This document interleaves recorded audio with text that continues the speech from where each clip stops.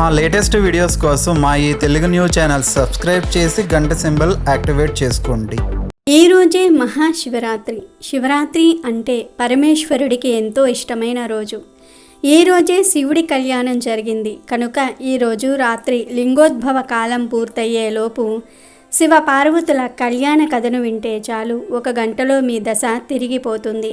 శివ అనుగ్రహం కలుగుతుంది. మీ ఇంట్లో అన్ని మంగళకరమైన కార్యాలే జరుగుతాయి, శుభకార్యాలే జరుగుతాయి. జన్మ జన్మల పాపాలు పోయి కోటి జన్మల పుణ్యం వస్తుంది. అంతేకాదు శివపార్వతుల కళ్యాణ కథను వింటే వివాహం జరగని వారికి వివాహం జరిగిపోతుంది. ఎంతో అదృష్టం చేసుకున్న వారు మాత్రమే శివుడి పెళ్లి కథను వింటారు. దక్ష ప్రజాపతి తన కుమార్తెలలో పెద్దదైన సతీదేవిని ఈశ్వరుడికి ఇచ్చి పెళ్లి చేశాడు. ఒకసారి ఈశ్వరునిపై కోపంతో సతీ పరమేశ్వరులను ఆహ్వానించకుండానే ఒక యజ్ఞాన్ని చేయడానికి దక్ష ప్రజాపతి సిద్ధపడ్డాడు. ఆ విషయం తెలుసుకుని సతీదేవి తన భర్త అనుమతితో దక్షుని యజ్ఞశాలకు వెళ్ళింది. అక్కడ దక్షుడు పరమశివుణ్ణి చాలా తీవ్రంగా దూషించాడు. శివ దూషణను భరించలేని సతీదేవి అక్కడ యోగాగ్నిలో పడి దగ్ధురాలైపోయింది. దేవభూమి అయిన ఉత్తరం దిక్కున దేవస్వరూపుడైన హిమవంతుడనే పర్వతరాజు తూర్పు పశ్చిమ దిక్కులకు ఆవరించి ఉన్నాడు. అతడు తన పితృదేవతల మానసపుత్రిక అయిన మేనకాదేవిని పెళ్లి చేసుకున్నాడు. ఆ దంపతులకు సుగుణవంతుడైన కొడుకు పుట్టాడు. వానికి మైనాకుడు అని పేరు పెట్టాడు. తరువాత యోగాగ్నిలో దగ్ధురాలైన సతీదేవి మేనకాదేవి గర్భంలో ప్రవేశించి మేనక హిమవంతుల కుమార్తెగా పుట్టింది. ఆమె గౌరవర్ణంలో ఉండటం చేత ఆమెకు గౌరీ అని పేరు పెట్టారు. పర్వతరాజు పుత్రిక అయినందున ఆమెను జనులందరూ పార్వతి అని పిలిచారు. పార్వతి శుక్లపక్ష చంద్రునిలా దినదిన ప్రవర్ధమానురాలయ్యింది. కాలానుగుణంగా ఆమె యవ్వనవతి అయ్యింది. పరమశివుడు సతీదేవి వియోగాన్ని భరించలేక హిమవత్ పర్వత చర్యలలో తీవ్రమైన తపస్సు చేయ ప్రారంభించాడు. ఆ విషయాన్ని తెలుసుకుని హిమవంతుడు పరివారంతో పాటుగా తన కుమార్తెను వెంటబెట్టుకుని ఈశ్వరుడు తపస్సు చేసే ప్రదేశానికి వెళ్ళి ఆయనకు పరిచర్యలు చేయమని స్వయంగా తన కుమార్తె అయిన పార్వతీదేవిని నియమించాడు. పార్వతీదేవి స్వయంగా భక్తితో పువ్వులు, సమిదలు, దర్భలు ఈశ్వరునకు సమకూర్చి పెడుతూ ఆయన తపస్సుకు భంగం కలగకుండా పరిచర్య చేస్తున్నది.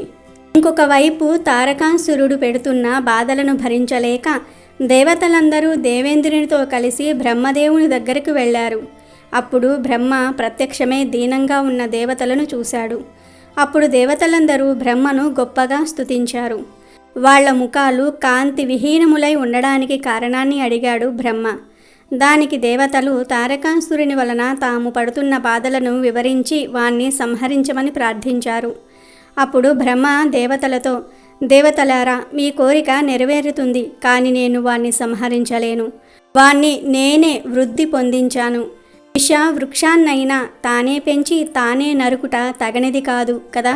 కనుక వాణ్ణి చంపడానికి ఈశ్వర రేతస్సు నుంచి పుట్టిన వాడే సమర్థవంతుడవుతాడు, కానీ మరెవ్వరికీ సాధ్యం కాదు.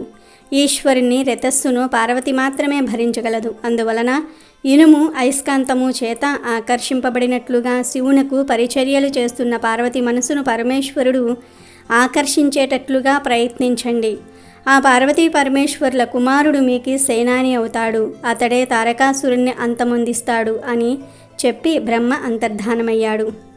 తరువాత దేవతలు కార్యాన్ని చక్కబెట్టడానికి దేవలోకానికి వెళ్ళిపోయారు. అప్పుడు దేవేంద్రుడు పరమేశ్వరుని మనసును చలింపచేయగలిగే శక్తి మన్మధునికి మాత్రమే ఉన్నదని నిశ్చయించి మనస్సులో తలుచుకున్నాడు. వెంటనే మన్మధుడు స్త్రీల కనుబొమ్మల వంటి అందమైన ధనస్సును భుజంపై ధరించి లేత మామిడి మొగ్గను బాణంగా పట్టుకుని హనుమంతునితో కలిసి ఇంద్రుని ఎదుటకు వచ్చాడు. అప్పుడు దేవేంద్రుడు మన్మధుణ్ణి చాలా గౌరవించి తన సింహాసనంపై కూర్చుండబెట్టుకుని, మిత్రమా, నాకు వజ్రాయుధము, నీవు కలిపి 2 అస్త్రములు. వజ్రాయుధము తపస్సు చేసేవారి విషయంలో మందరమైనది, కానీ నీవనే అస్త్రము సర్వకార్యములలోనూ సమర్థమైనది, కార్యసాధనమైనది. నీ బలం నాకు తెలుసు. కావున నాతో సమానుడువైన నిన్ను దైవకార్య సాధనకై వినియోగిస్తున్నాను. నీవు చేయవలసిన దైవకార్యం ఒకటి ఉంది. తపస్సులో నిమగ్నుడై ఉన్న పరమేశ్వరుని పార్వతి సేవిస్తున్నది. దేవతలను మిక్కిలిగా బాధించే తారకాసురుణ్ణి చంపగల శక్తి ఈశ్వర రథస్సు నుంచి పుట్టిన వానికే ఉన్నది. అందువలన ఈశ్వరుని మనసు పార్వతిని ఆకర్షించినట్లుగా నీ బాణాన్ని ప్రయోగించు. ఈ పనిలో నీకు వసంతుడు సహాయపడతాడు. ఈ పని పార్వతీదేవి వలన కావలసిందే అయినప్పటికీ, బీజమే అంకురమునకు కారణమైనప్పటికీ ఉత్పత్తి కంటే ముందు నీరు ప్రధానమవుతున్నది. నీవి పనికి ప్రధానుడవు. నీ బాణప్రయోగం లేకుండా పరమశివునకు పార్వతిని చూడాలనే ఆసక్తి కలుగదు. దీని వలన నీకు కలిగే కీర్తిని గురించి నేను చెప్పనక్కర్లేదు. ఎందుకంటే యాచించే వాళ్ళు దేవతలు, పని 3 లోకాల వాళ్ళది. పని నీ బాణం చేత మాత్రమే సిద్ధిస్తుంది. నీ పరాక్రమం విచిత్రమైనది అని ఇంద్రుడు మన్మధుడికి చెప్పాడు. దేవేంద్రుని ఆజ్ఞ పూర్వకములైన మాటలను విని మన్మధుడు తన భార్య అయిన రతీదేవి స్నేహితుడైన వసంతునితో కలిసి శివుని తపోభూమికి వెళ్ళాడు. వసంతుడు ప్రకృతినంతటిని ఫలింపజేశాడు. అయినప్పటికీ నందీశ్వరుని ఆజ్ఞ వలన అడవి నిశ్చలమైపోయింది. దేవదారు చెట్టు మొదట అరుగుపై పులి తోలు పరుచుకుని సమాధిలో కూర్చున్న పరమేశ్వరుని మన్మధుడు చూశాడు. ఆ ఈశ్వరుడు వీరాసనంలో ధ్యానం చేస్తూ ఉన్నాడు. పాములతో జడలను పైకెత్తి కట్టుకున్నాడు. జపమాలను చేతిలో ధరించాడు. ప్రాణాయామం చేస్తూ ఉన్నాడు. అంతలో వనదేవతలైన చెలికత్తెలతో పువ్వులు మొదలైన వాటిని పట్టుకొని వస్తున్న పార్వతిని మన్మధుడు చూశాడు.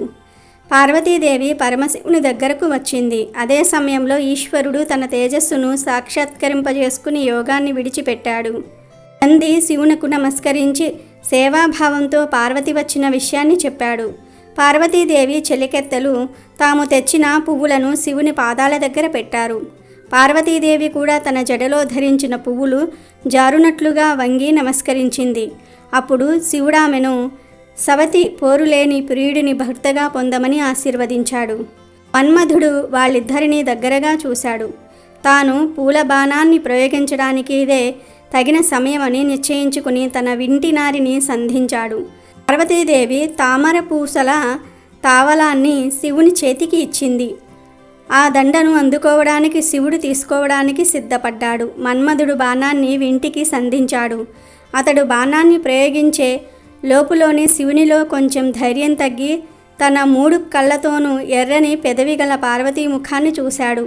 పార్వతీదేవి కూడా ఒళ్ళంతా పులకరించేగా సిగ్గుతో ముఖాన్ని అడ్డుగా తిప్పుకున్నది. అంతలో జితేంద్రుడైన శివుడు తన మనసు చలించడానికి కారణమేమిటా అని నలువైపులా చూశాడు. అప్పుడు ఎడమకాలిని వంచి బాణాన్ని ప్రయోగించడానికి సిద్ధంగా ఉన్న మన్మధుడు శివుడికి కనిపించాడు. వెంటనే శివునికి ఆగ్రహం వచ్చి 3వ కంటి నుంచి అగ్నిజ్వాలలు బయటకు వచ్చాయి.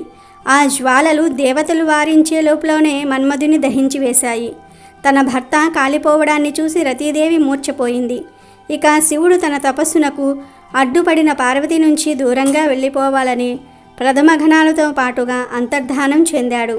పార్వతి తనకు చెలికత్తెల ఎదుట అవమానం జరిగిందని భావించి తన తండ్రి ఇంటికి వెళ్ళిపోయింది. తన కళ్ళ ఎదుటనే మన్మధుడి కాలిపోవటం చూసిన పార్వతి శివునిచే తన కోరిక నెరవేరపోవడాన్ని తలుచుకొని తన రూపాన్ని తానే నిందించుకున్నది. ప్రియుడు గుర్తించని అందము వ్యర్థమైనది కదా అని నిరాశపడింది. ఏ విధమైన దోషం లేని అందమైన శరీరాన్ని పొందడానికి తపస్సు చేయాలని నిశ్చయించుకున్నది. సగము శరీరాన్నిచ్చే భర్తను పొందడానికి తపస్సును మాత్రమే సాధనమని అనుకున్నది. తన కూతురి నిర్ణయాన్ని తెలుసుకున్న మీనాదేవి ఉమా అని పలికింది. అంటే తల్లి వద్దు అని అర్థం. అందుచేతనే పార్వతిని ఉమాదేవి అని కూడా పిలుస్తారు. మేనక కూతురితో, తల్లి దిరిసెన పువ్వు వలె అతి కోమలమైన నీ శరీరం రాతి వంటి మిక్కిలి కఠినమైన తపస్సును భరించలేదు అని చెప్పింది. కానీ స్థిరమైన నిశ్చయం కలిగిన పార్వతీదేవి మనస్సును మేనక మరలించకపోయింది. తర్వాత నిశ్చల చిత్తురాలైన పార్వతి తండ్రి హిమవంతుని తన కోరిక నెరవేరే వరకు తాను తపస్సు చేసుకోవడానికి అనుమతినిమ్మని చెలికెత్తె చేత అడిగించింది. హిమవంతుడు తన కుమార్తె పట్టుదలకు సంతోషించి ఆమె తపస్సు చేయడానికి అంగీకరిస్తూ ఒక విశాలమైన శిఖరం మీద ఆమె తపస్సు చేయడానికి తగిన ఏర్పాట్లను చేయించాడు. అప్పుడు పార్వతీదేవి తపస్సు చేసిన శిఖరమే నేడు గౌరీ శిఖరంగా పేరును పొందింది. పార్వతి తపస్సు ప్రారంభించడానికి ముందు తన అలంకారాలన్నింటినీ కూడా విడిచిపెట్టేసింది. సూర్యకాంతి గల నారచీరను కట్టుకున్నది.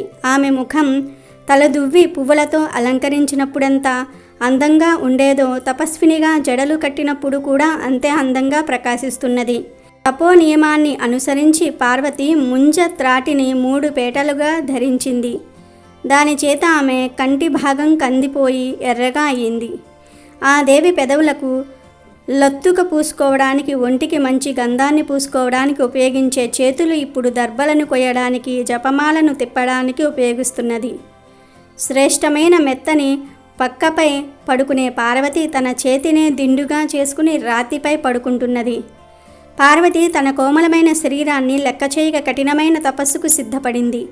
ఆ దేవి గ్రీష్మకాలంలో 4 దిక్కులలోనూ తన అగ్నులతో పాటుగా 5వ అగ్నిగా సూర్యుని తేజస్సు చేత వెలుగుతూ పంచాగ్ని తపస్సు చేసింది. ఆ విధంగా తప్పించబడిన పార్వతి ఆయాచిత్తంగా లభించిన నీళ్లను, చంద్రకిరణాలను మాత్రమే ఆహారంగా స్వీకరిస్తూ తపస్సు చేసింది.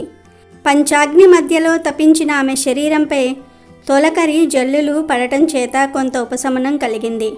మొదటి వర్షపు నీటి బిందువులు ముందుగా ఆమె కనురెప్పలపై పడి పెదవి మీదకు జారి క్రమంగా నాభిలోనికి ప్రవేశించింది. క్రమంగా జడివాన కురిసినప్పుడల్లా పార్వతి రాతి మీద పడుకోగా ఆమె తపస్సునకు సాక్ష్యముల వలె మెరుపులు మెరిశాయి. లోకంలో ఎండిపోయి రాలిన ఆకులను తినుట గొప్ప తపస్సు అని చెప్తారు.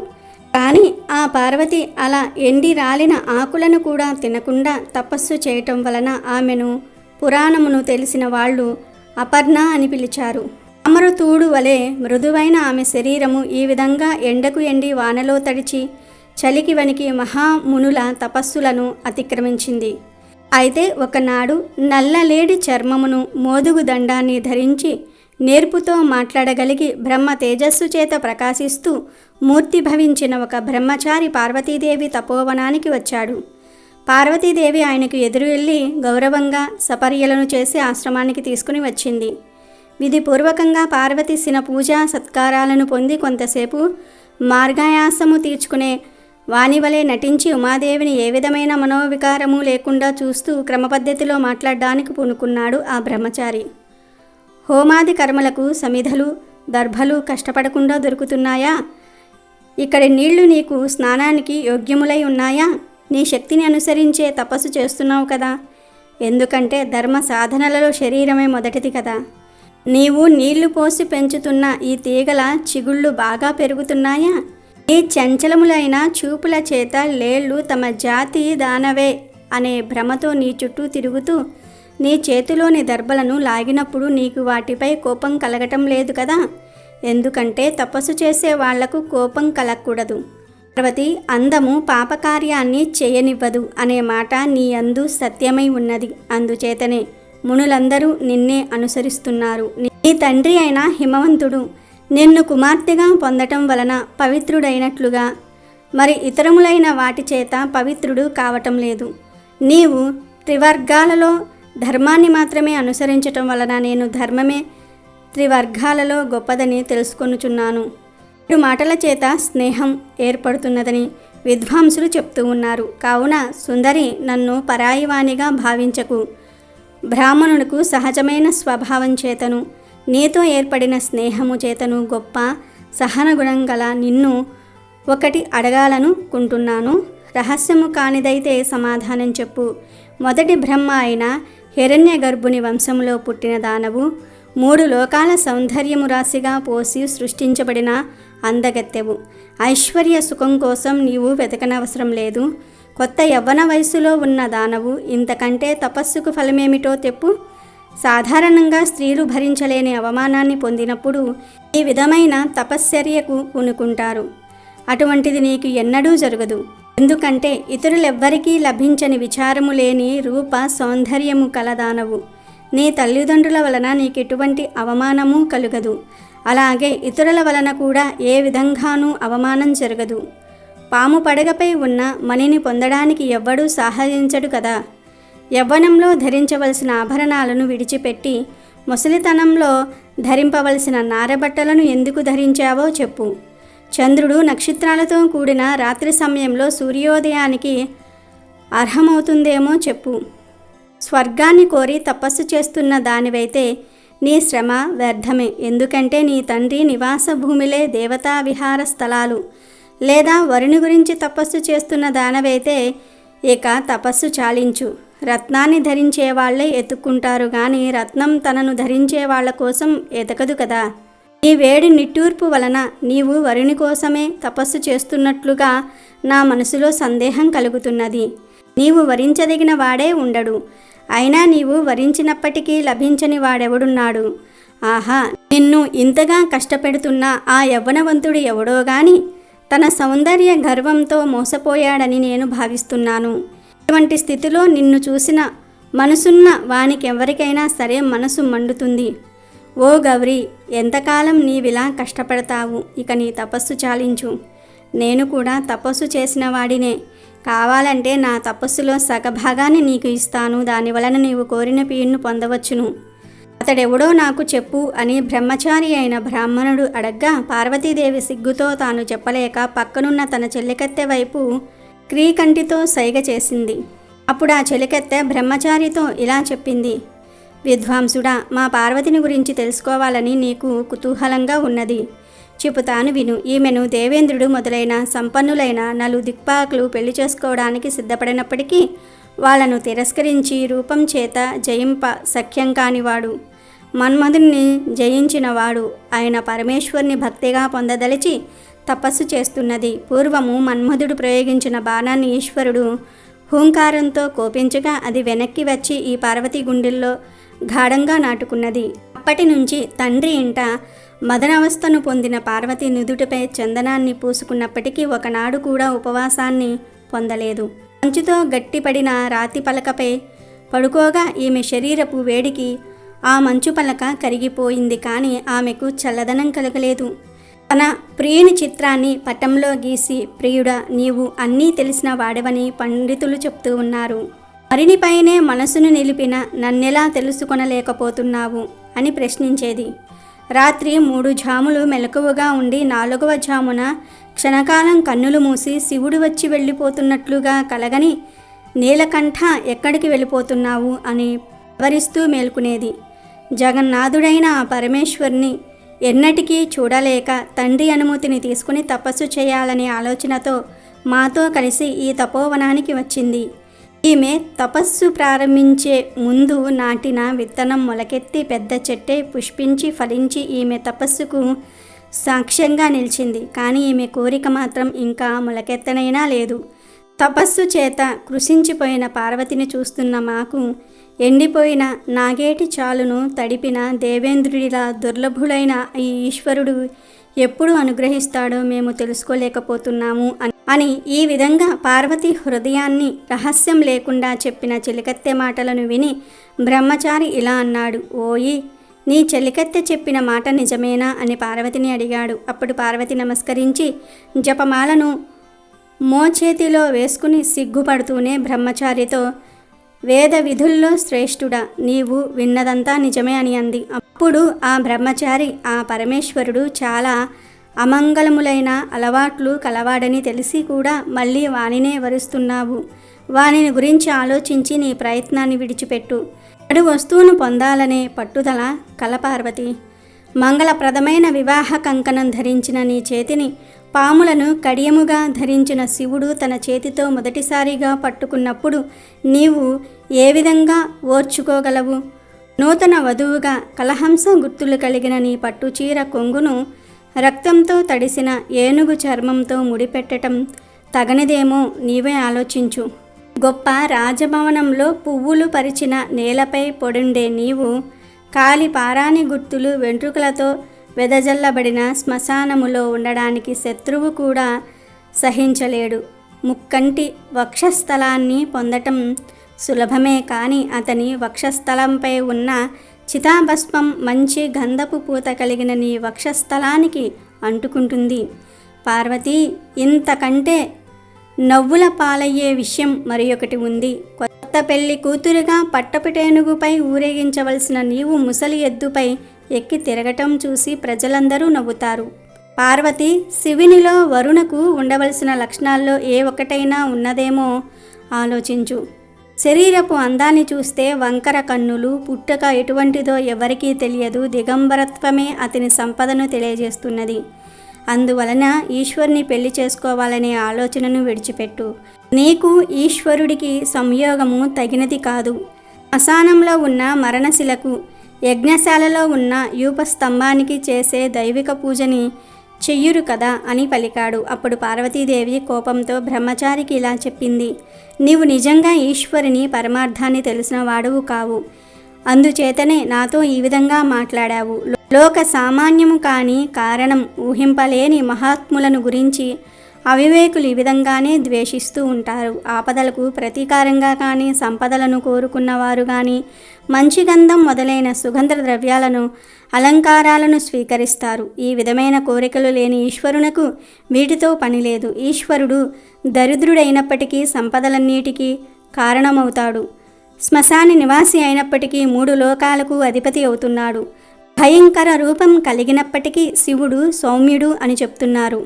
శివుని నిజతత్వాన్ని ఎవ్వరూ ఎరుగరు. శివుడు ఆభరణాలు ధరిస్తాడు, పాములను ధరిస్తాడు, ఏనుగు చర్మాన్ని ధరిస్తాడు, పట్టు బట్టను ధరిస్తాడు, పుర్యను పట్టుకుంటాడు, బాలచంద్రుణ్ణి ధరిస్తాడు. విశ్వమూర్తి అయిన శివుని శరీరము ఇలా ఉంటుందని నిర్ధారణ చేయలేనిది. శివుని శరీర స్పర్శ చేత చితాభస్మం పరిశుద్ధిని కలిగిస్తుంది. కావుననే ఆయన తాండవం చేస్తున్నప్పుడు రాలిన భస్మాన్ని తలపై ధరించడానికి దేవతలు తన కిరీటాలకు పూనుకున్నారు. మదపు టేనుగుపై ఊరేగుతూ వచ్చే దేవేంద్రుడు ఎద్దుపై ఎక్కి వచ్చే శివుణ్ణి చూసి ఏనుగు దిగి శివుని పాదాలకు తన శిరస్సుతో నమస్కరిస్తాడు. పోయి బ్రాహ్మణుడా, నష్ట స్వభావం చేత శివునిలో అన్ని దోషాలనే చెప్పబోయి ఒక్కటి మాత్రం నిజమే చెప్పావు. స్వయంభువులైన బ్రహ్మ పుట్టుకకు కారకుడైన పరమశివుణ్ణి పుట్టుకను తెలిసి కొనటం ఎవరికీ సాధ్యం కాదు. నీతో వాదం చాలు. ఆ పరమశివుడు నీవు చెప్పినట్లే ఉండునుగాక. కానీ నా మనసు అతనిపైనే లగ్నమై ఉంది. స్వేచ్ఛగా సంచరించే వాళ్ళు ఇతరుల మాటలను వినరు. చెలులారా, ఇతడు ఇంకా ఏదో మాట్లాడడానికి వాని పెదవులను కదుపుతున్నాడు. మహాత్ములను దూషించిన వాళ్లే కాక ఆ దూషణలను విన్నవాళ్ళు కూడా పాపాత్ములే అవుతారు. వీనిని నివారించండి, లేదా నేనే ఇక్కడి నుంచి వెళ్ళిపోతాను అని చెప్పి పార్వతి అక్కడి నుంచి లేచినప్పుడు ఆమె పైట జారింది. అప్పుడు ఈశ్వరుడు నిజరూపంతో ఆమె పైట కొంగును పట్టుకున్నాడు. ఆమె వెనక్కి తిరిగి చూసి ఒళ్ళంతా చెమటతో తడవగా వణుకుతున్నదై ముందుకు వెళ్ళడానికి ఎత్తిన కాలిని ఎత్తినట్లే ఉంది. ప్రవాహానికి కొండ అడ్డుపడిన నదిలా పర్వతపుత్రిక ముందుకు వెళ్ళలేక అక్కడ నిలవలేక బొమ్మలా ఉండిపోయింది.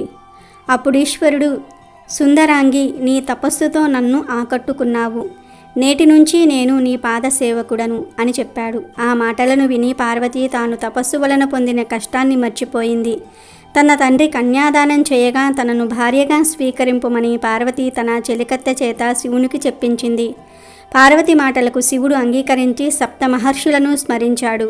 తపస్సు చేత తేజవంతులైన సప్త మహర్షులు అరుంధతీదేవితో కలిసి నలువైపులా ప్రకాశింపజేస్తూ శివుని దగ్గరకు వచ్చారు.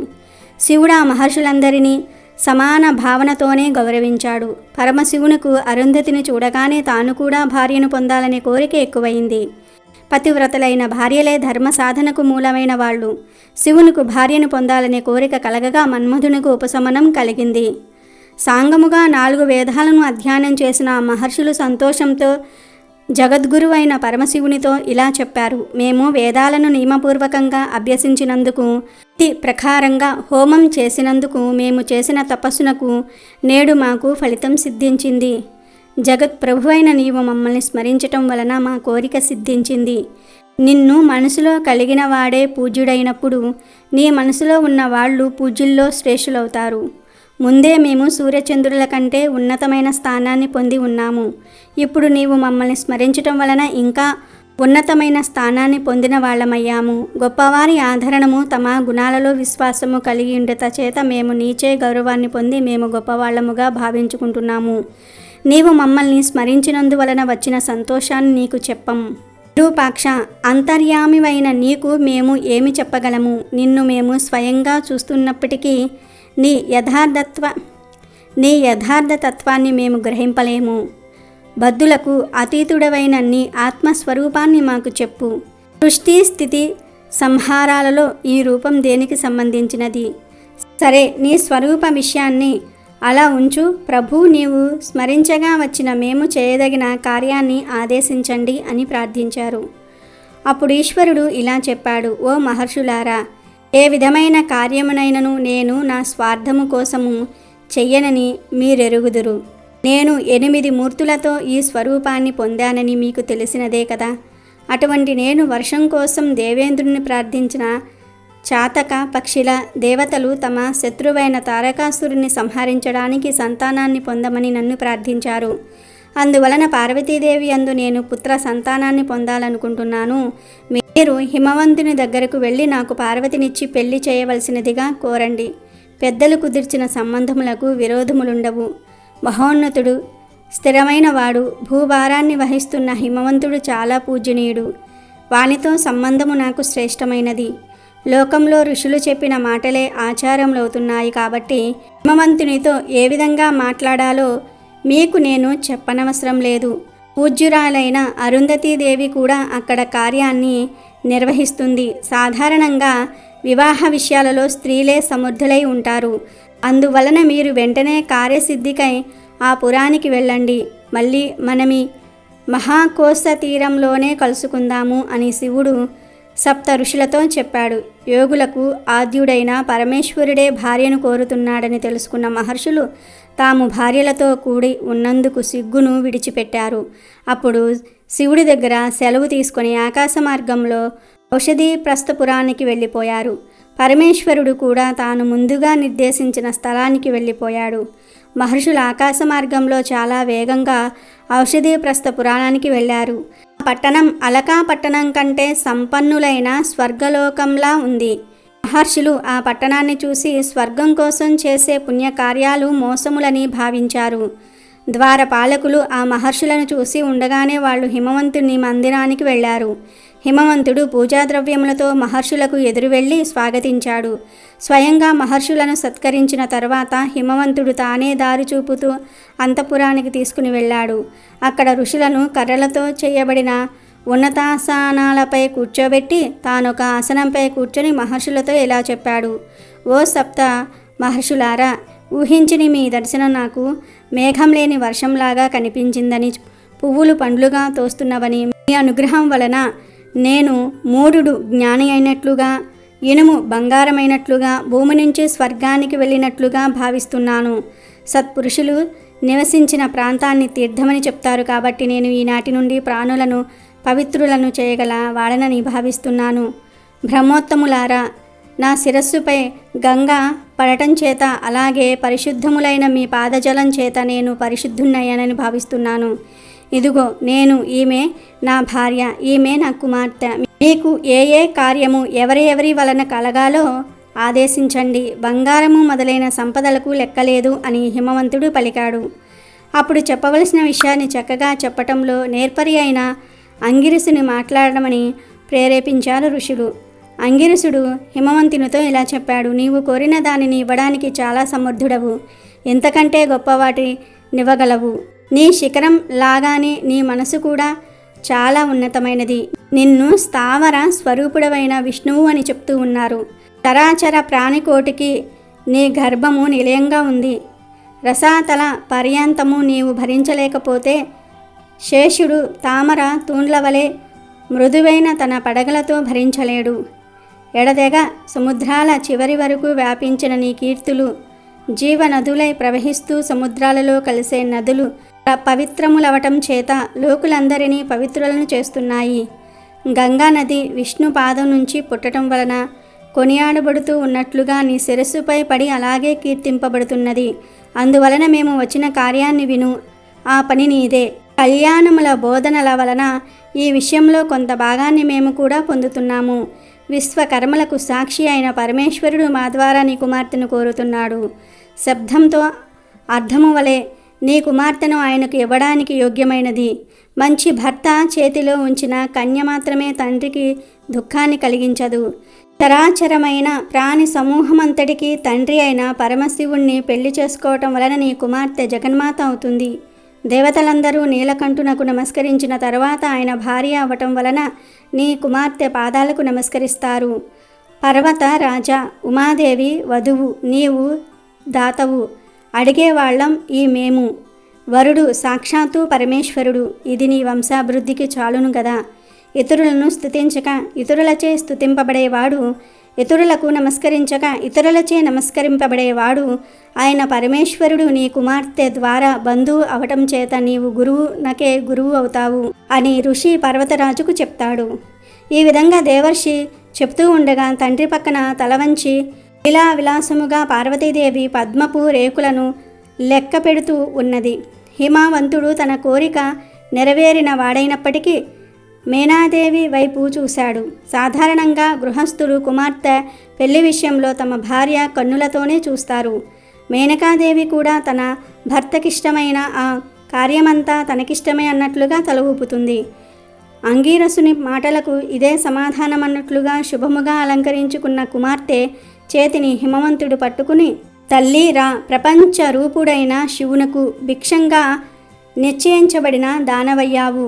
యాచించేవాళ్ళు మునులు, నాకు గృహస్థ ఫలితం సిద్ధించింది అని కుమార్తెతో చెప్పి హిమవంతుడు మహర్షులతో ఈ త్రిలోచనని భార్య నీకు నమస్కరిస్తున్నది అని చెప్పాడు. మహర్షులు హిమవంతుని మాటలకు సంతోషించి పార్వతీదేవికి వెంటనే ఫలించే ఆశీర్వచనాలను పలికారు.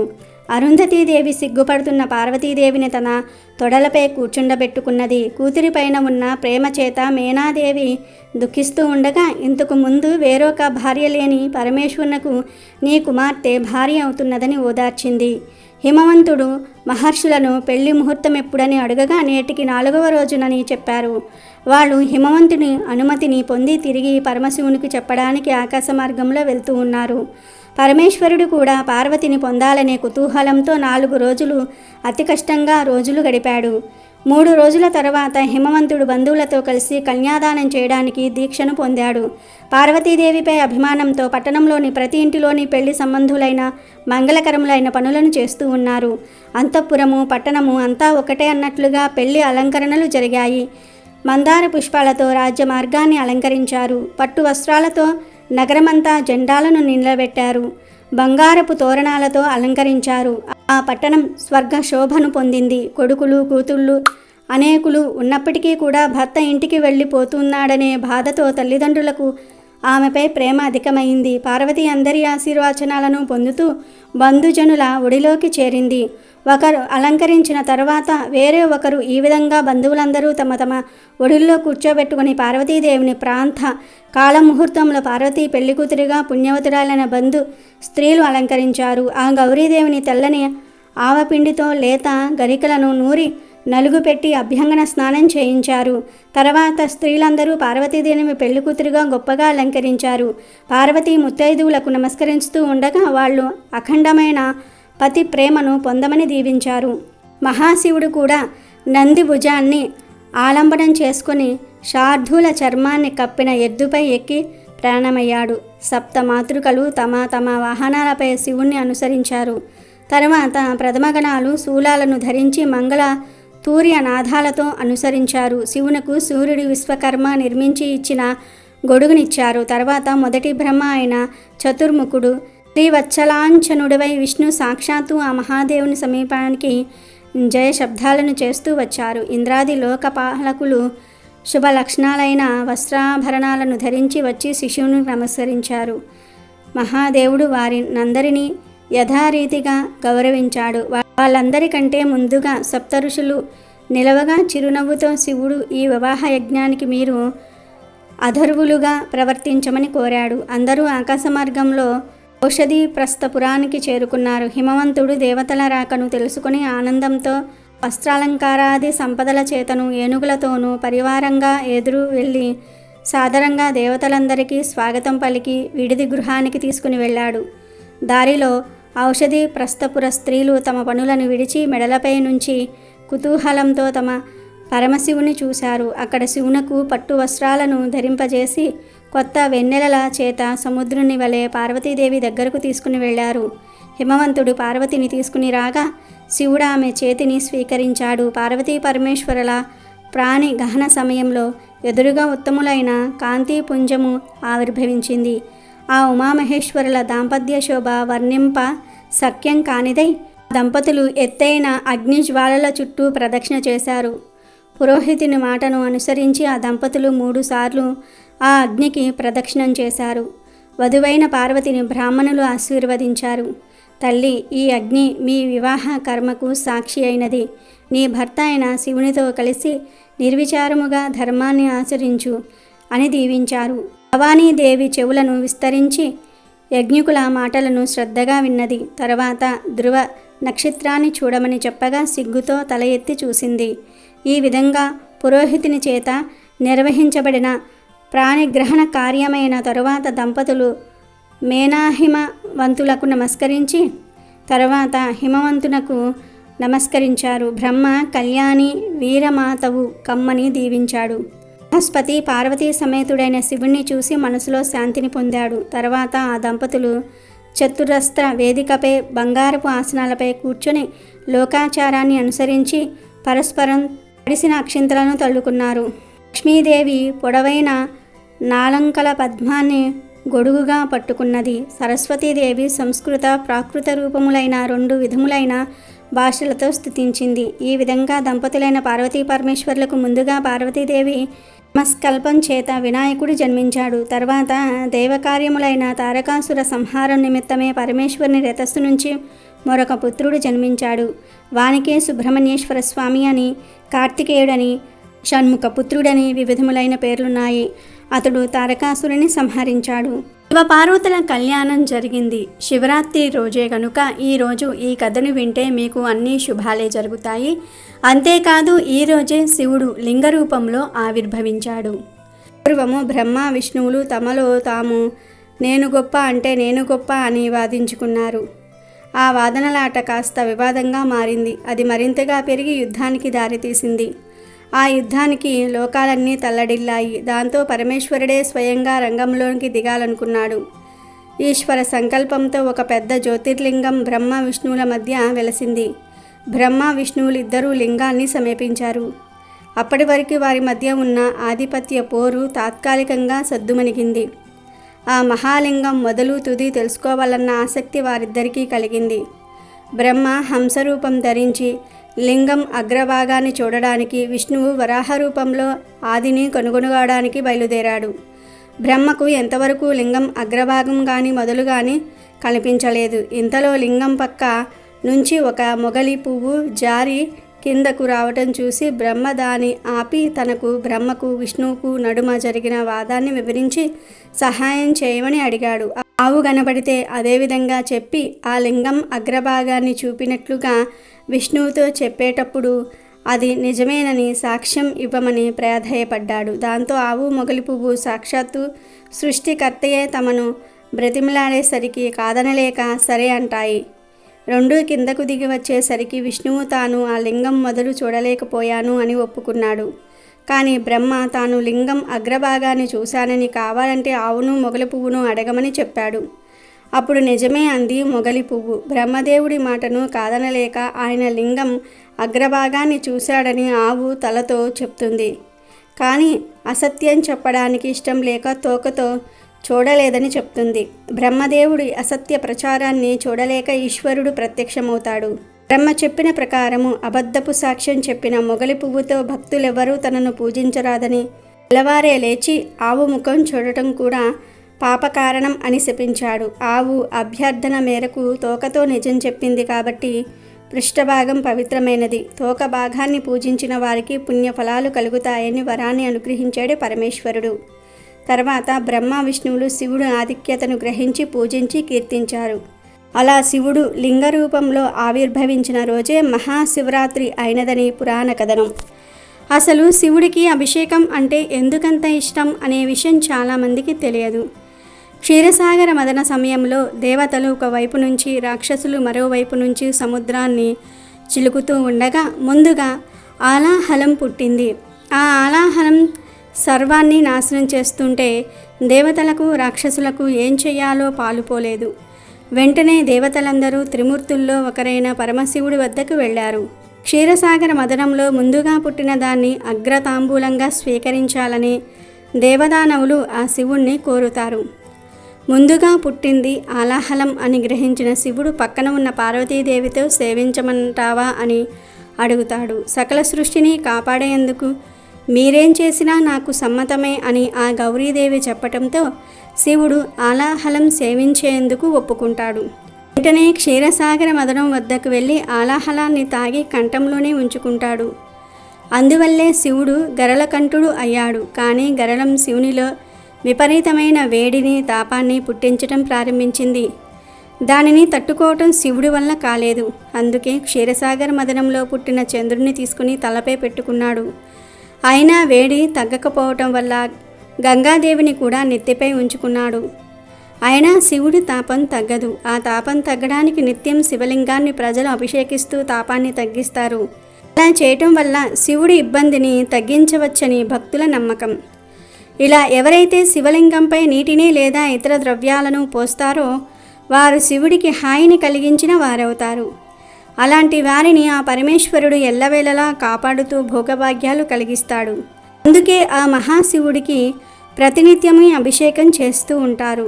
కనుక ఈరోజు రాత్రి లింగోద్భవ సమయం ముగిసేలోపు ఈ కథను వింటే కష్టాలు మీ దరి చేరవు.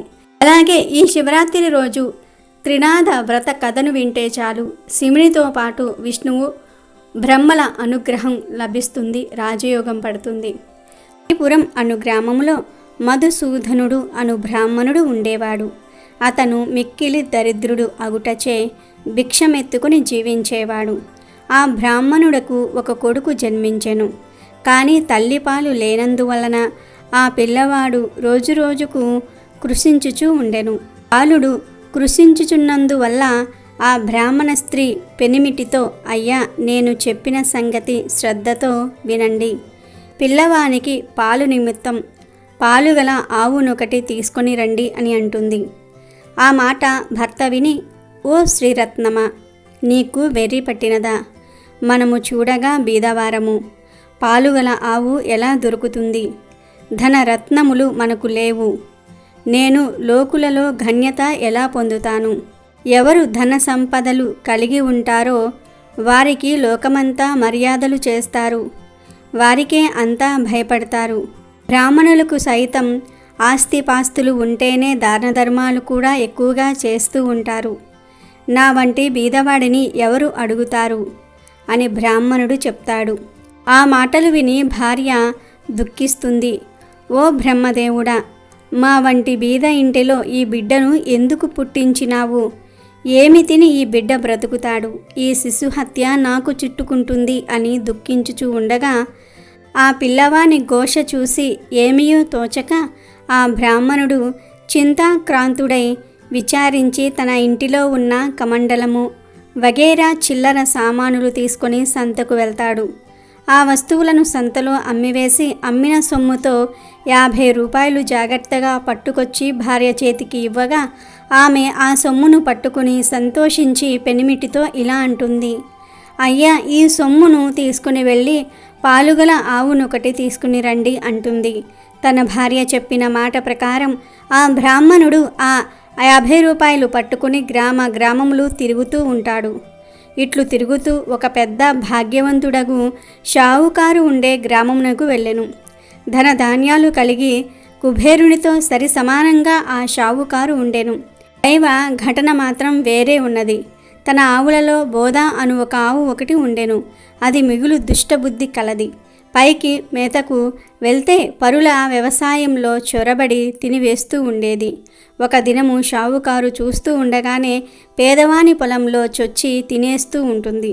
అది చూసి ఆ షావుకారు అతి కోపంతో ఏమనుకుంటున్నాడంటే, దీని ముఖం చూడకుండా ఈ ఆవును ఇప్పుడే అమ్మివేస్తాను.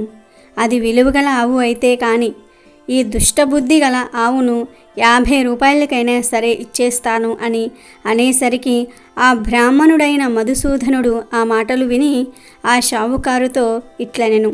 ఓ షావుకారు, వినండి. అది విలువగల ఆవు అయినప్పటికీ మీరు దానిని 50 రూపాయలకు అయినా సరే అమ్మేస్తాను అని అన్నారు. 50 రూపాయలు నేను ఇచ్చివేస్తాను. ఆవును దూడను రెండును ఇప్పించండి అని అనగానే ఆ షావుకారు బ్రాహ్మణుని చూసి, నీకు వెర్రి పట్టినదా? విలువగల ఆవును 50 రూపాయలకు పట్టుకుని పోతావా అని అనెను. మరలా మదిలో విచారించి తెలియక అనివేసినాను. ఈ బ్రాహ్మణుడు ఎక్కడ నుండి వింటున్నాడో ఏమో. ఆ ఆవును ఇవ్వకపోతే నాకు అసత్య దోషము ప్రాప్తించును అని బ్రాహ్మణునకు ఆవును దూడను ఇచ్చివేయగా బ్రాహ్మణుడు వాటిని తోలుకొని అచ్చటి నుంచి బయలుదేరి తన ఇంటికి చేరుకున్నాడు. ఆ ఆవును చూడగానే బ్రాహ్మణ స్త్రీ ముఖం చంద్రుని చూసిన కలువ వలె ప్రకాశించింది. ఆమె వెంటనే పాలు పిండి తన కుమారునికి పోసి బహు సంతోషము పొందినది. ఇట్లు కొన్ని నెలలు పోయిన పిమ్మట ఒకరోజు ఆ ఆవు మేతకు వెళ్ళి తిరిగి రాలేదు. పొద్దుపోయిన వేళ అయ్యింది. అయినా ఆవు రాకపోవటం చూసి బ్రాహ్మణుడు వెతకబోయెను. వీధులలో సమీపమున ఉన్న వ్యవసాయ పొలంలలో చూసెను. ఆవు కనిపించలేదు. తెల్లవారగానే నిద్ర మేల్కొని ఆవును వెతుకుటకై బయలుదేరి కొంత దూరం నడిచి వెళ్ళి త్రోవలో ఒక పెద్ద చెట్టును చూసెను. అది ఒక గొప్ప మర్రి చెట్టు. మధుసూదనుడు ఆ చెట్టు దగ్గరకు వెళ్ళినాడు. బ్రాహ్మణుడికి తెలియని విషయం ఏమిటి అంటే ఆ చెట్టుపైన 3 మనుషులు కూర్చున్నారు. వారు ఎవరు అనగా బ్రహ్మ, విష్ణువు, మహేశ్వరులు. వారే త్రిమూర్తులు. అటువంటి చెట్టు క్రింద బ్రాహ్మణుడు కూర్చొని ఆయాసం తీర్చుకొని పోవుచూ ఉండగా త్రిమూర్తులు బ్రాహ్మణుని పిలిచి, ఓ బ్రాహ్మణుడా, నీవు నీ మనసులో ఎందుచేత దుఃఖము కలిగి ఉన్నావు? నీవు ఎక్కడికి వెళ్ళుచూ ఉన్నావు? ఆ సంగతి మాతో చెప్పమని అడుగగా బ్రాహ్మణుడు 2 చేతులు జోడించి, అయ్యా, నేను మిక్కిలి బీదవాడను, భిక్షమెత్తుకుని బ్రతికేవాడను. నాకు ఒక ఆవు ఉండెను, అది కనిపించలేదు. ఈ దినం శ్రీపురం సంత అగుచున్నది. ఆ సంతకు పోయి వెతికెదను. ఎవరైనా దొంగిలించి తీసుకుపోయిన ఎడల ఆ సంతలో అమ్ముతారు కదా, అందుకే దానిని వెతుకుతూ వెళ్ళుచూ ఉన్నాను. ఓ త్రినాథ స్వాములారా అని తన వృత్తాంతం చెప్పెను. అది విని బ్రాహ్మణుడితో త్రిమూర్తులు, నీవు ఇప్పుడు సంతకు వెళ్ళుచూ ఉన్నావు కదా, మా నిమిత్తం ఏమైనా కొన్ని దినుసులు తీసుకుని రాగలవా అని అన్నారు.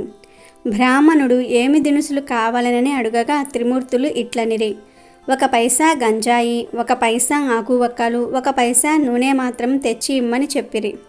అది విని బ్రాహ్మణుడు, ఓ త్రిమూర్తులారా, నాకు పైసలు ఎక్కడ దొరుకుచున్నవి? నేను బీద బ్రాహ్మణుడను, భిక్షమెత్తుకుని జీవించుచూ ఉన్నాను అనగా, ఓ బ్రాహ్మణుడా విను, అదిగో అటు చూడు, రెల్లు పొద కనిపించుచూ ఉన్నది, దాని మొదలు 3 పైసలున్నవి అనగా ఆ పలుకులు విని బ్రాహ్మణుడు వెళ్ళి రెల్లి పొద మొదలు చూసేసరికి 3 పైసలు ఉన్నవి. ఇంకా ఉంటాయేమోనని ఆ చెట్టును ఇంకా పైకి తీర్చుచూ ఉండెను. అది చూచి త్రినాథుల వారు, ఓ బ్రాహ్మణుడా, నీకు వెర్రి పట్టినదా? అందులో పైసలు లేవు, ఎంత దొరికినదో అదే ఉండును అనెను. ఆ పలుకులు విని బ్రాహ్మణుడు అచ్చటి నుండి వెళ్ళిపోయెను. కొంత దూరం వెళ్ళి వచ్చి ఆ చెట్టు క్రింద నిలిచి చేతులు జోడించెను. అది చూచి త్రిమూర్తులు, తిరిగి ఎందుకు వచ్చావు అని అడిగారు. దానికి బ్రాహ్మణుడు, మీరు చెప్పిన వస్తువులు దేనిలో తేవలెను అని అడిగెను. దానికి త్రినాథులు, నీ గావాంచలో తెమ్మని చెప్పిరి. అది విని బ్రాహ్మణుడు, నూనె గావాంచలో ఎలా వస్తుందండి? మీరు జగత్కర్తలు, నా వద్ద కపటముంచి చెప్పుచున్నారు అనగా త్రిమూర్తులు, మా నామము తలుచుకుని నూనె గావాంచలో తీసుకురా అని చెప్పగా బ్రాహ్మణుడు సెలవు తీసుకుని అచ్చటి నుండి వెళ్ళిపోయాను. ఆనందంతో బ్రాహ్మణుడు శ్రీపురం సంతలో ప్రవేశించాడు. ఆవులుండే సంతకు వెళ్ళి చూడగా తన ఆవు కనిపించలేదు. ఆకులు, చెక్కలు, గంజాయి పుచ్చుకొని నూనె గురించి బజారుకు వెళ్ళి తేలుకల వాడిని నూనె అడిగెను. గావాంచ చూపి ఇందులో 1 పైసా నూనె పొయ్యమనెను. ఈ సంగతి తెలుకలవాడు చూసి బ్రాహ్మణుడు పిచ్చి మనిషి కాబోలునని నూనె లేదు అని చెప్పాను. అచ్చటి నుండి మరి ఒక ముసలి తెలుకలవాడిని నూనె అడిగెను. ఆ ముసలివాడు చూసి నూనె ఎంతది కావలెను అని అడుగగా 1 పైసా నూనె మాత్రం పట్టుకుపోవుతునని ఆ బ్రాహ్మణుడు చెప్పెను. తెలుకలవాడు నూనె కొలిచెను. బ్రాహ్మణుడు గావాంచ చూపించెను. అప్పుడు తేలుకలవారు, ఈ బ్రాహ్మణుడు వికారపు వాడు, వీనిని మోసం చేసి పైసా తీసుకుంటాను అని ఆలోచించుకుని కొలత పాత్రను తిరగవేసి నూనె కొలిచి ఇచ్చెను. విప్రుడు గావాంచ కొన చెంగును పట్టుకుని అచ్చటి నుండి వెళ్ళిపోయెను. అంతే, తెలికలవాని కుండలో నూనె కొంచెమైనను లేకుండా పోయింది. అది చూసి తెలికలవాడు మూర్ఛబోయినాడు. తెలికల వాళ్ళందరూ కూడా పరిగెత్తుకొచ్చి ముసలివాని ముఖముపై నీళ్లు చల్లి సేద తీర్చి కూర్చుండబెట్టినారు. ఏమి చెప్పుదను? ఎక్కడి నుంచే ఒక బ్రాహ్మణుడు వచ్చి గిద్దెడు నూనె కొన్నాడు. ఇప్పుడే ఇట్లు వెళ్ళినాడు. కుండలో చూడగానే నూనె లేదని చెప్పగా అందరూ విచారించారు. ఆ విప్రుడు మా వద్దకు వచ్చి మమ్ము కూడా నూనె అడిగినాడు. లేదని అనగా వెళ్ళిపోయినాడు. అగున అందరూ విచారించి పరిగెత్తుకొని బ్రాహ్మణుడి వద్దకు వెళ్ళి ఇలా అన్నారు. విప్రుడా, విను, మీరు నూనె కొన్నారు కదా, అది కొలతకు తక్కువగా ఉన్నది. పూర్తిగా ఇచ్చివేస్తాము, పట్టుకొని వెళ్ళండి అన్నారు. దాంతో మళ్ళీ మధుసూదనుడు సంతకు వెళ్ళాడు. ఈసారి ముందు తెచ్చిన గిద్దెతోనే నూనెను సరిగ్గా కొలవగా ఎప్పటిలాగానే ఆ నూనె గిన్ని నిండుగా అయినది. అది చూసి ముసలి వ్యాపారి అనగా నూనె అమ్మేవాడు ఆనందము చెందాడు. విప్రుని గావాంచలో చమురు ఉంచారు. అది పట్టుకొని విప్రుడు వెడలిపోయినాడు. అలా బ్రాహ్మణుడు త్రిమూర్తుల దగ్గరకు వెళ్ళి వారికి సామానులు ఇచ్చివేసి సెలవు అడిగినాడు. సెలవు అడగగానే త్రిమూర్తులు విప్రునితో ఏమన్నారంటే, ఓయి, నీ కష్టము చూసి మా మదిలో దయ కలిగినది. ఒక మాట విను. నీవు త్రినాదుల పూజ చేస్తే నీ దరిద్రము పటాపంచలై అధిక సంపదలు కలుగునని త్రినాదులనగా అది విని బ్రాహ్మణుడు, స్వామి, ఏ ఏ వస్తువులతో మిమ్మలను పూజ చేయాలి అని అడుగగా త్రినాదులు ఇలా అన్నారు. ఓ ద్విజుడా, వినుము. మా పూజకు అధిక ద్రవ్యము అక్కరలేదు. కొంచెముతోనే తృప్తి పొందుదుము. ఇప్పుడు నీవు తెచ్చిన 3 పైసల సామాగ్రి చాలును. త్రిమూర్తుల పూజ ద్రవ్యములు ఇంతే. మాకు వీటితోనే పూజ చెయ్యము. మట్టి చిలుమల యందు గంజాయి నిలిపి అందులో నిప్పుతో ధూపము వెయ్యవలెను. దీప ప్రమ్మిదలు 3 వేసి అందులో చమురు వేసి వత్తులు వేసి ఆకు చెక్కలు జాగ్రత్త చేసి ఉంచి రాత్రి తొలిజాములో నీ ఇంటిలోనికి నీ స్నేహితులను పిలిచి పూజా ద్రవ్యములు తెచ్చి అచట ఉంచి సకల పదార్థములను స్వాములకు సమర్పించవలెను. అలా చేస్తే సకల పాపములు నశించును అని త్రిమూర్తులు మధుసూదనుడితో చెప్పెను. అది విని మధుసూదనుడు పూజ చేయుటకు ఉపక్రమించెను. చెట్టు మొదటనే పూజ ఆరంభించి గంజాయి ముందు తయారుపరచాడు. అప్పుడు త్రిమూర్తులు నీ గావాంచ చెంగు చీరి వర్తులు చేయమనగా ద్విజుడు, నేను బీద బ్రాహ్మణుడను, భిక్షమెత్తుకొని దినమును గడుపుకొని కుటుంబ పోషణ చేసుకుంటూ ఉంటాను. అన్న వస్త్రములకు బహు కష్ట పడుచున్నాను. దీపము ముట్టించుటకు అగ్గి లేదు. నా గావాంచ వత్తులకు ప్రాప్తమైనది. నా ఆవు దొంగల పాలైనది. నా కుటుంబము ఉపవాసంతో ఎదురు చూస్తూ ఉంటారు. నేను ఎలా మనస్ఫూర్తిగా పూజ చేస్తాను అని ఏవగించుకొని ద్విజుడు కూర్చున్నాడు. అది చూసి త్రిమూర్తులు, ఓ ద్విజుడా, మదిలో చింతపడకు. నీ ఆవు పెయ్య దొరుకుతాయి. నీవు నీ కుటుంబము సౌఖ్యముగా ఉంటారు. వస్త్రములు కూడా దొరుకునని చెప్పినారు. అంతటా బ్రాహ్మణుడు చేతులు జోడించి, స్వాములారా, అటువంటి భాగ్యము నాకెప్పుడు కలుగుతుందో అప్పుడు 5 మేళాలు స్వామివారికి ఇస్తాను. ఈ మాట సత్యమని చెప్పినాడు. దీపము వెలిగించుటకు అగ్గి లేదే, నేను ఏమి చేయగలను అనగా త్రిమూర్తులు, ఓ బ్రాహ్మణుడా, నీ 2 నేత్రములు మూసుకో అన్నారు. వెంటనే బ్రాహ్మణుడు నేత్రములు మూసుకోగా అకస్మాత్తుగా దీపము వెలిగినది. అది చూసి బ్రాహ్మణుడు ఆనందించి స్వామికి మేళ సమర్పించాడు. మేళ ఇచ్చివేసి ఆనందంతో బ్రాహ్మణుడు చేతులు జోడించి సాష్టాంగ నమస్కారాలు చేశాడు. మధుసూదనుడు అలా త్రినాద పూజ చేసి త్రిమూర్తుల వద్ద సెలవు పొంది కొంచెము దూరము నడిచి వెళ్తూ ఉండగా త్రోవలో ఆవును దూడను చూసి సంతోషించి, త్రినాథుల వారు నాయందు దయ ఉంచి ఆవును పెయ్యను తెచ్చి ఇచ్చినారు. వారి పూజ బాగుగా చేసినాను అని భావించుకొని ఆవును దూడను తోలుకొని పోయి ఇంటికి చేరినాడు. చూడగా తన ఇంటిలో సిరి సంపదలు పరిపూర్ణముగా ఉన్నవి. అది చూసి అధికముగా సంతోషము పొంది కడు శ్రద్ధతో పూజ ఆరంభించాడు. చెయ్యవలసిన కార్యక్రమముల అందరికీ విశదముగా తెలియపరిచాడు. నా స్నేహితులను రప్పించి వెనుకటి వలనే మేళ సమర్పించాడు. మేళ చెయ్యు పద్ధతిని అందరికీ చెప్పగా అంతా ఒప్పుకున్నారు.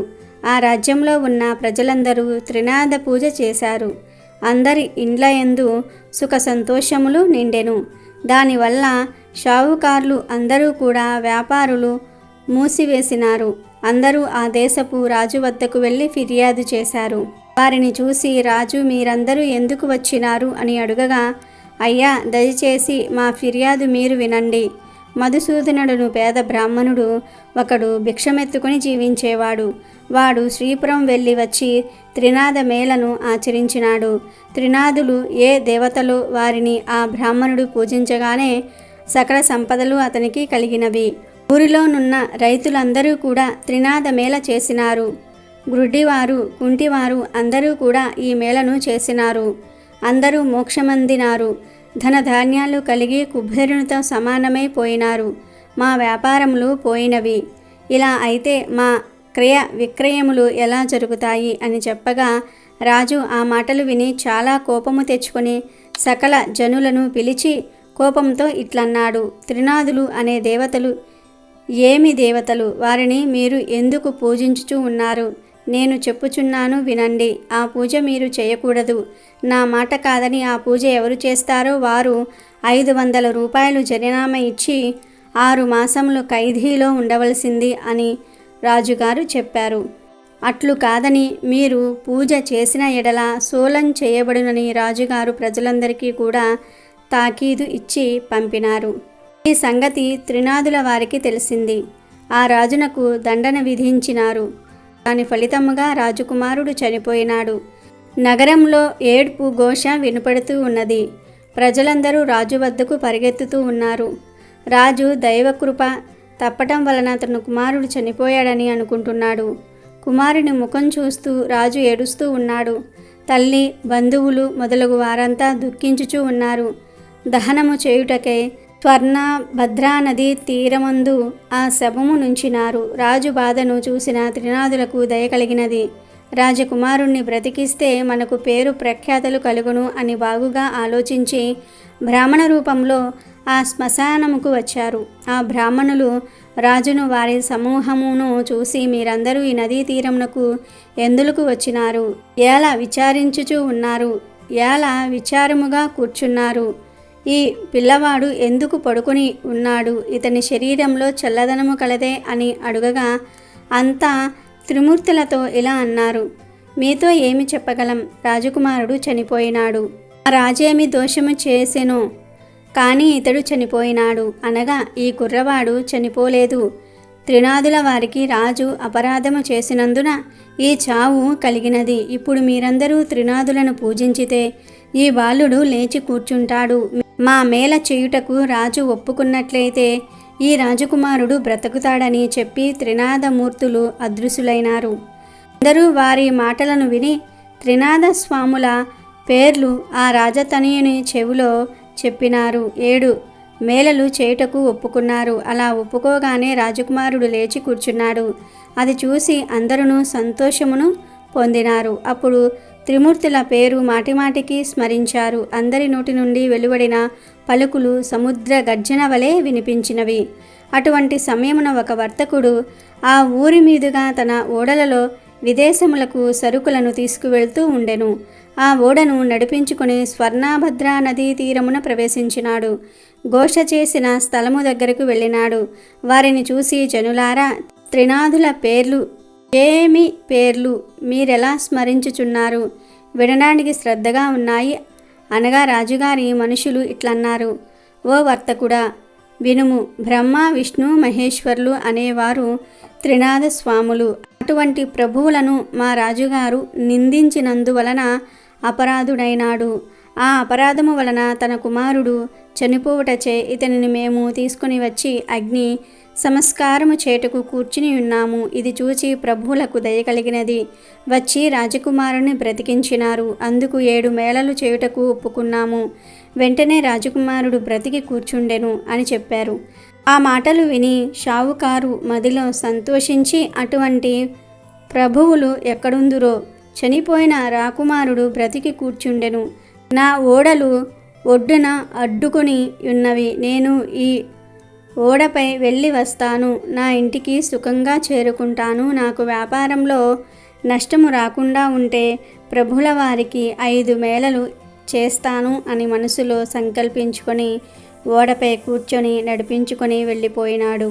పైదేశము వెళ్ళి అచ్చట గొప్ప లాభము పొంది తిరిగి వచ్చి ఓడ నది ఒడ్డున లగరు వేయించి ఇంటికి వెళ్ళినాడు. తన నౌకర్లందరూ కూడా ఓడలోని ధనము మోసుకొని పోయినారు. ధనమును ఇంటిలో వేసుకొని షావుకారు సంతోషముతో ఉన్నాడు. ధనం చూసి ప్రభుల వారి మేళలు మర్చిపోయాడు. అందుకు ప్రభువులకు కోపము కలిగి దండన వేసినారు. దాంతో ఓడ నీటిలో మునిగిపోయినది. నౌకర్లు ఓడలోనున్న వారందరూ కూడా నీటిలో మునిగిపోయిరి. అది తెలిసిన అతను కూడా భూమిపై పడి గోల పెట్టినాడు. మరి కొంతసేపటికి తెలివి తెచ్చుకొని ఏడుస్తూ ఉండగా ఆకాశంలో నుండి త్రినాదులు, నీవు మాకు మేళలు ఇస్తానని మర్చినావు, అందుచేతనే ఓడ మునిగినది. నీవు 5 మేళలు సమర్పించినట్లయితే నీ ఓడ నీకు వస్తుంది అని సెలవిచ్చారు. అది విని షావుకారు మదిలో దుఃఖించి, ముందు నేను సంకల్పము చేసియుంటిని, ప్రభువుల మహిమను మరిచితిని, ఇప్పుడే త్రినాదుల వారికి మేళ ఇస్తాను అని మదిలో నిశ్చయించుకొని మేళకు కావలసిన సామాగ్రి తెప్పించి స్నేహితులను రప్పించి ప్రభువుల వారికి మేళ సమర్పించి ప్రార్థించాడు. నీటిలో మునిగిపోయిన ఓడ వెంటనే పైకి తేలినది. అది చూసి పట్టలేని సంతోషము పొందెను. పరిచారికలు, నౌకర్లు ఓడలో గల మిగిలిన ధనము ఇంట్లోకి తీసుకుపోయినారు. ధనము మోయించి షావుకారు ఇంట్లో ప్రవేశించెను. గంజాయి ఆకులు, చెక్కలు అన్నీ స్వామివారికి మేళ సమర్పించి సాష్టాంగ దండ ప్రణామములు చేశారు. రాజ్యమంతా త్రినాథస్వామి మేళ గురించి ప్రకటనలు పంపించినారు. మేళను చూచుటకు అంతా వస్తూ ఉన్నారు. ఇట్టి స్థితిలో గుడ్డివాడొకడు త్రోవనున పోయే వారితో, అన్న, మీరెవరు? మీ పేరేమిటి? మీరెక్కడికి వెళ్ళుచూ ఉన్నారు అనెను. వారు మేళ చూచుటకు వెళ్తూ ఉన్నామని చెప్పారు. అది విని గుడ్డివారు, నాకు కండ్లు కానరావు, మీరందరూ నేత్రములతో చూస్తారు, నేను దేనితో చూస్తాను అని అనగా, గుడ్డివాడ, త్రినాథస్వామి వారిని భజింపుము, నీ కన్నులు బాగుగా వస్తాయి, ప్రభుల వారి మహిమ చూడవచ్చును అని చెప్పి వారంతా మేళ వద్దకు ప్రవేశించారు. గుడ్డివాడు ఆ త్రోవలో కూర్చొని స్వామివారి భజన చేయుచూ ఉండగా కొంచెము కన్నులు కనిపించినవి. అప్పుడు గుడ్డివాడు కొంత దూరము పోయినాడు. దారిలో ఒక పొట్టవాడు కూర్చుని ఉన్నాడు. ఆ పొట్టవాడు గుడ్డివాడిని చూసి, నీవు గుడ్డివాడువు, ఇంత కష్టంతో ఎక్కడికి వెళ్ళుచూ ఉన్నావు అని అడిగాడు. అప్పుడు గుడ్డివాడు, అన్నా, నేను మేళను చూచుటకు వెళ్తూ ఉన్నాను అని చెప్పాడు. ఆ మాటలు పొట్టవాడు విని, స్వామివారి దయ నా మీద లేదు, చేతులు కాళ్ళు పొట్ట, నేనెలాగున నడువగలను, నీకు కాళ్ళున్నవి, దేక్కొని వెళ్ళగలవు అని అంటాడు. అంతటి గుడ్డివాడు, నీవు త్రినాథస్వామి వారిని భజింపుము, నీ కాళ్ళు చేతులు బాగవుతాయి, క్షణంలో ఇద్దరం కలిసి వెళ్ళిపోదాము, నేను కేవలం గుడ్డివాడిని, ఏమాత్రం కన్నులు కనిపించుటలేదు, త్రినాథస్వామి వారిని భజించినాను కనుక కొంచెము కనిపిస్తున్నవి, అందుచే నీవు కూడా స్వామివారిని భజించిన వానివైతే నీ బాధలు నివారణ చేస్తారు అని చెప్పగా పుట్టవాడు త్రినాథ త్రినాథ అని భజించాడు. గుడ్డి అన్న, నీకు కాళ్ళు ఉన్నవి, నడవగలవు, నేను ఎలాగూ నడవగలను, నన్ను నీ భుజము మీద కూర్చుండబెట్టుకొని నెమ్మదిగా నడిచి వెళ్ళు, నేను త్రోవ చూపుతూ ఉంటాను, నిశ్చయంగా ఇద్దరము మేళకు చేరుకుందాము అని పొట్టవాడు చెప్తాడు. అతని మాటలు విని గుడ్డివాడు పొట్టవానిని భుజముపై కూర్చోబెట్టుకొని మెల్లగా నడిచిపోతూ ఉన్నాడు. మధ్యలో గుడ్డివాడు, నేస్తం, నేత్రాలు ఇప్పుడు నిర్మలంగా కనిపించుచూ ఉన్నవి అని అనగా పొట్టవాడు, అయ్యా, ఇప్పుడు నేను నడవగలుగుతున్నాను అని చెప్తాడు. ఈ విధంగా గుడ్డివాడు పొట్టవాడు కలిసి త్రినాథస్వామి మేళ దగ్గరకు ప్రవేశించినారు. మేళ జరుగు స్థలంనకు నిత్యము ఒక వైష్ణవుడు వస్తూ ఉండేవాడు. అతడు త్రినాథ మేళ చెల్లకుండా ఇంటికి ఎప్పుడూ వెళ్ళిపోతూ ఉంటాడు.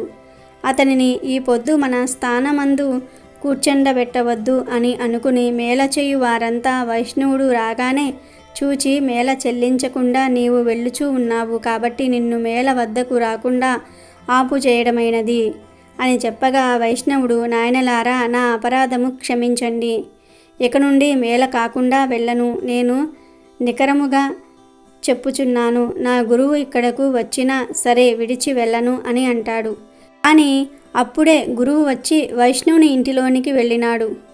నా శిష్యుడు ఎక్కడికి వెళ్ళినాడు, ఈరోజు ఎందుకు నా దగ్గరికి రాలేదు అని వైష్ణవుని గురించి అతని తల్లిని అడిగినాడు.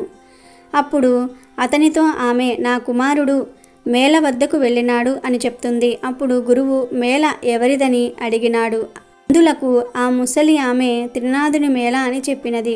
ఆ మాటలు విని గురువు అక్కడకు వెళ్ళి చూడగా అంతా స్వామివారిని భక్తి శ్రద్ధలతో పూజ చేస్తూ ఉన్నారు. అది చూసి గురువుకు కోపం వచ్చి బాగా తిట్టి మేళ స్థలమును సామాగ్రిని కాలితో తన్నివేశారు.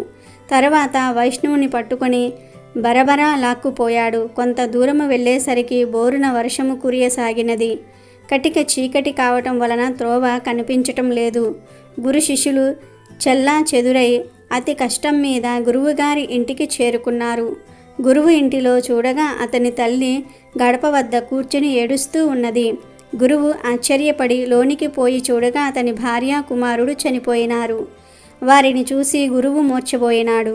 శిష్యుడు పట్టుకుని లేపి కూర్చుండబెట్టి ముఖముపై నీళ్లు చల్లి, అయ్యా, తమరు త్రినాథస్వామి వారికి అపరాధాలు చేశారు, త్రినాథ మేళను పాడు చేసినారు, అందుకే మీకు ఈ దుస్థితి కలిగినది. మీరు నిష్ఠతో స్వామివారి మేళను చేసిన ఎడల మీ భార్య కుమారులు బ్రతుకుతారు అని శిష్యుడు చెప్పగా ఆ మాటలు విని గురువు 5 మేళలు ఇచ్చుటకు ఒప్పుకొనగా వెంటనే భార్య కుమారులు లేచి కూర్చున్నారు. త్రినాథ మేళ పాడు చేసినందుకు నాకు తగిన శిక్ష వేసినాడు స్వామి. నేను మూర్ఖుడను, అధముడను, ప్రభుల వారి మహిమ తెలుసుకొనలేకపోతిని అని ప్రభుల వారిని క్షమాపణ వేడి మేళలకు కావలసిన పదార్థములు యావత్తు తెప్పించి అందరితో కలిసి మేళ సమర్పించాడు. నూనె కాండము చెల్లినది. ప్రభుల వారి పూజ కావచ్చినది. ఆకులు, చెక్కలు, గంజాయిని అందరూ కూడా పంచుకుని సేవించి సుఖమనుభవించారు. ఈ చరిత్ర ఎవరు వింటారో వారికి కుష్ఠివ్యాధి, గ్రుడ్డితనము కూడా పోయి తరిస్తారు. పుత్రులు లేని స్త్రీ నిర్మలంగా వింటే పుత్రులు పుడతారు. ఎవరైనా కొంటిగా హాస్యము చేసిన ఎడల నడ్డితనము, గుడ్డితనము కలుగుతుంది. కనుక పరమ పవిత్రమైన ఈ శివరాత్రి రోజు రాత్రి 12:42 ఈ కథలు వింటే చాలు. 1 గంటలో మీ దశ తిరిగిపోతుంది. శివ అనుగ్రహం కలుగుతుంది. మీ ఇంట్లో అన్ని మంగళకరమైన కార్యాలే జరుగుతాయి, శుభకార్యాలే జరుగుతాయి. జన్మ జన్మల పాపాలు పోయి కోటి జన్మల పుణ్యం వస్తుంది. అమెజాన్లో బెస్ట్ డిస్కౌంట్స్ కోసం వీడియో డిస్క్రిప్షన్లో లింకు ఉంది, చూడండి. అలాగే మా టెలిగ్రామ్ ఛానల్ సబ్స్క్రైబ్ చేసుకోండి.